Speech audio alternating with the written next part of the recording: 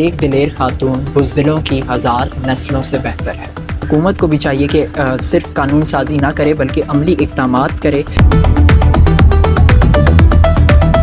بسم اللہ الرحمن الرحیم۔ ناظرین السلام علیکم۔ اس امید کے ساتھ کہ آپ تمام خیریت سے ہوں، آپ کی سماعتوں سے ٹکراتی آواز اور بصارت تلک پہنچتی صورت ہے اسد علی بلوچ کی۔ آج کی اس ویڈیو میں خوش آمدید، جس میں ہم بات کریں گے آزاد کشمیر میں خواتین کی خودکشی کی بڑھتی شرح، اس کی وجوہات اور حل کے متعلق۔ سب سے پہلے اگر میں اپنا نظریہ پیش کروں تو میرے مطابق ایک دلیر خاتون بزدلوں کی ہزار نسلوں سے بہتر ہے۔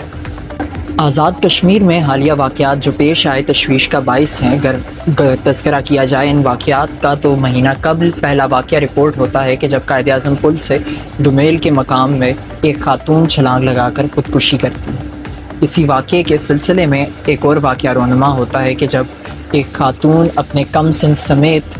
اپنے آپ کو اور اپنے کم سن کو دریا کی بے رحم موجوں کی نظر کرتی ہے۔ اس کے بعد اگر دیکھا جائے تو کافی اور واقعات رپورٹ ہوئے اور ان کا اگر تذکرہ کیا جائے تو ایک گھرانے کو دریا کی نظر ہونے سے بچایا گیا، اور یہ بھی صرف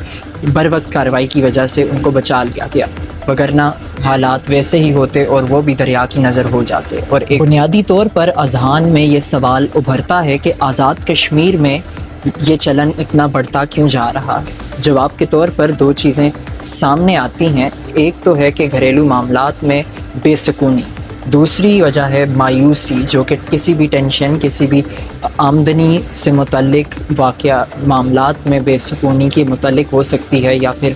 خواتین کو ان کے حقوق نہ ملنا اور دیگر معاملات گھریلو ناچاکی جس میں شامل ہے، ان کے سبب یہ تمام معاملات پیش آ سکتے ہیں اور کسی بھی ذہنی دباؤ کا سبب بن سکتے ہیں کہ جن سے ایک آدمی، خواہ وہ خواتین میں سے ہوں یا پھر وہ کوئی مرد ہو، خودکشی کی جانب جا سکتا ہے۔ بنیادی طور پر گھر چلانے کے لیے شوہر اور بیوی دونوں ہی گاڑی کے پہیوں کی حیثیت رکھتے ہیں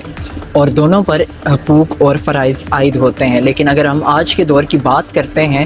تو شوہر اور بیوی آپس میں حقوق اور فرائض سے انجان بھی دکھائی دیتے ہیں، اور اس میں ایک مسئلہ یہ بھی ہے کہ یہاں علماء کرام کی ناکامی بھی اس کو کہا جا سکتا ہے کہ وہ آپسی رنجشوں اور ایک دوسرے کو کافر قرار دینے میں مصروف ہیں، اور ایسی چیزیں کہ جن کا براہ راست یا گہرا تعلق ہے معاشرتی زندگی سے یا انسان کی زندگی میں پیش آنے والے روزمرہ واقعات سے، وہ ممبر سے بیان نہیں ہو پاتی۔ اور یہی وجہ ہے کہ شادی کے بعد بھی خواتین اور حضرات یعنی میاں اور بیوی آپسی حقوق اور فرائض سے انجان یا ناآشنا رہتے ہیں،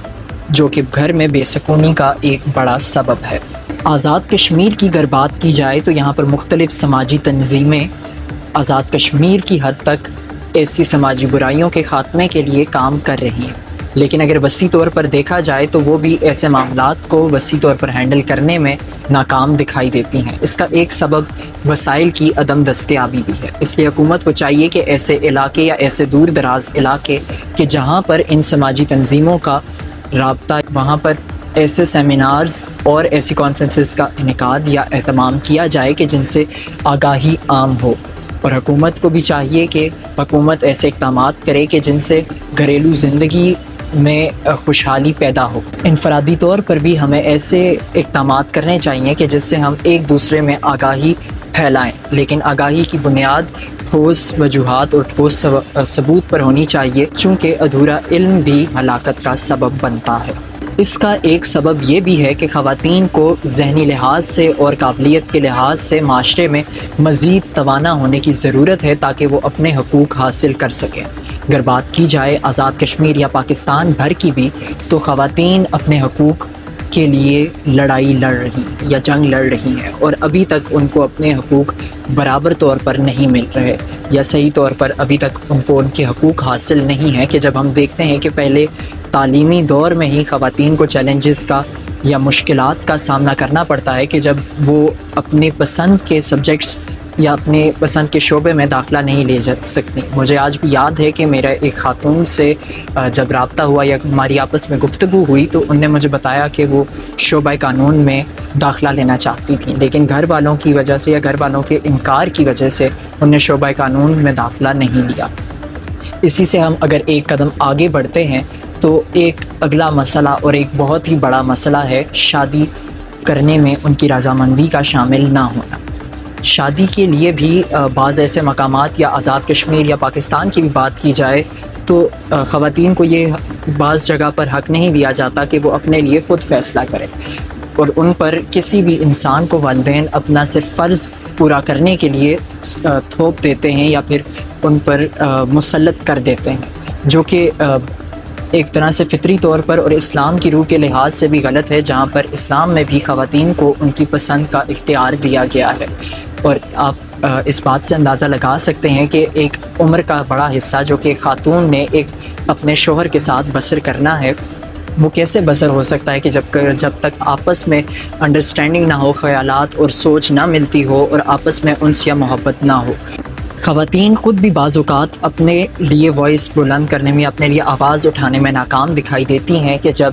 ہم دیکھتے ہیں کہ ایک طرح سے ان کی نیچر میں ہمدردی یا ان کی فطرت میں ہمدردی اور جذباتی پن شامل ہے، اور یہی جذباتی پن اور ہمدردی ان کے لیے ڈپریشن یا دباؤ، ذہنی دباؤ کا باعث بنتا ہے، اور یہی انہیں پھر خودکشی تک لے جاتا ہے۔ اس لیے بطور معاشرہ ہم پر یہ ذمہ داری عائد ہوتی ہے کہ ہم خواتین کے حقوق کے حصول کے لیے ان کی حمایت جاری رکھیں اور ان کا ساتھ دیں، اور خواتین کو بھی چاہیے کہ وہ سوشل میڈیا پلیٹ فارمز کا صرف انٹرٹینمنٹ پرپزز کے لیے استعمال نہ کریں، بلکہ ایسے ڈیجیٹل دور ہے آج کا اور گلوبلائزڈ ورلڈ ہے، تو اس میں ایسے ریونیو جنریشن کے پروجیکٹس کا حصہ بنیں یا ڈیجیٹل اکانومی یا ڈیجیٹل ارننگ کی جانب جائیں، کہ جس سے ان کو ذہنی طور پر اور صلاحیت کے لحاظ سے اپنی صلاحیتوں کو صرف کریں اور اپنے آپ کو اکنامکلی بوسٹ کر سکیں، تاکہ اگر ان کو کوئی بھی ایسی مشکلات کا سامنا کرنا پڑتا ہے تو وہ ذہنی دباؤ کا شکار نہ ہوں، بلکہ اپنے آپ کو خود مختار سمجھیں اور اپنی زندگی کو آگے بڑھا سکیں، نہ کہ ان کو صرف ایک حل یعنی خودکشی دکھائی دے۔ اور ایسے میں حکومت کو بھی چاہیے کہ صرف قانون سازی نہ کرے بلکہ عملی اقدامات کرے کہ جن کے تحت خواتین کو مزید امپاور کیا جا سکے۔ اسی کے ساتھ دیجیے اجازت، اللہ حافظ۔